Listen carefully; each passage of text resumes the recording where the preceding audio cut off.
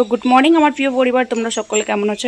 সকলে খুব ভালো এবং সুস্থ রয়েছে, আমিও মোটামুটি ভালো রয়েছি। তো আজকে তো রবিবার, আর আজকের ব্লগটা তোমরা কবে দেখতে পাবে সেটা আমি জানি না। তো একটু হয়তো লেটেই দেখতে পারবে, কারণ আমি পরপর একদিন দুই দিন বাদ করে ভিডিও ছাড়ছি। তো ভিডিওগুলো ট্রেন্ডিং হয়ে আছে, সেগুলো পাবলিশড হবে তারপর। তো যাই হোক, তো এদিকে দেখো আমি পুরো ঘরটা ধুয়ে নিয়েছি, ঘরের সাথে টেবিল বিছানা।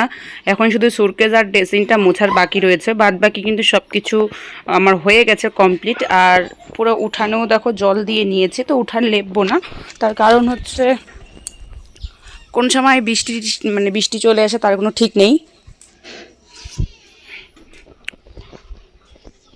কাপড় এদিকে সব কিছু যত বাসি কাপড় ছিল ধোয়া হয়ে গেছে, মেলাও হয়ে গেছে।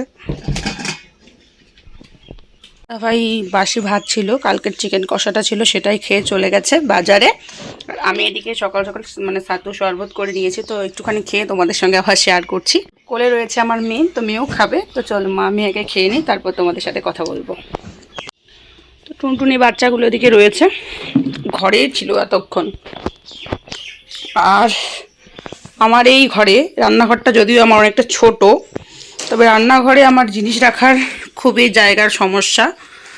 বিছানার হচ্ছে আমি এই প্লাইটা কেটে, যেটা বাড়তি ছিল সেটা কেটে মশলার ডিব্বা রাখা তো পুরোপুরি হয় না, ঘিচিমিচি হয়ে যায়, পড়ে যায়। এদিকে কিছু জিনিস রেখেছি, তার মধ্যে ভাবছি আরও একটা ওয়ান ড্রপ কিনবো এরকম, কিন্তু সেটাও আর হচ্ছে না, এটাও ভর্তি পুরোপুরি।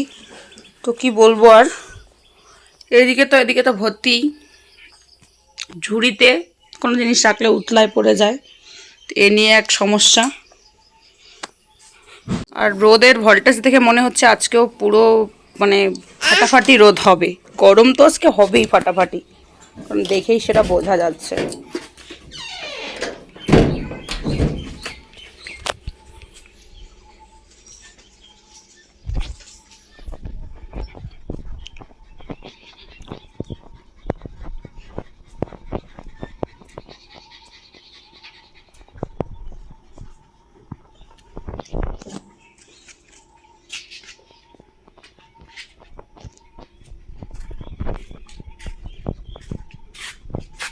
তো দেখো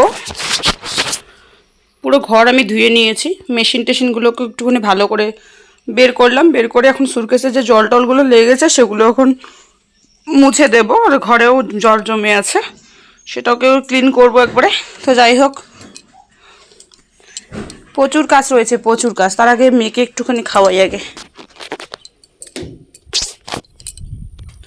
আর দেখো আকাশ এই রৌদ্র এই ছায়া, কীরকম একটা ব্যাপার। তো এসব কিন্তু মোছা টোছা আমার সেরকমভাবে হয় না। আর ঘরে সেরকম মাকড়সার জাল বা ঝুলটুলও সেরকমটা হয় না, কারণ আমি কন্টিনিউ পরিষ্কার করে নেই। কিন্তু এই যে আয়নাটা, তারপরে ড্রেসিং, শোকেস, মনে করো সবসময় না এগুলো পরিষ্কার করে রাখা হয় না।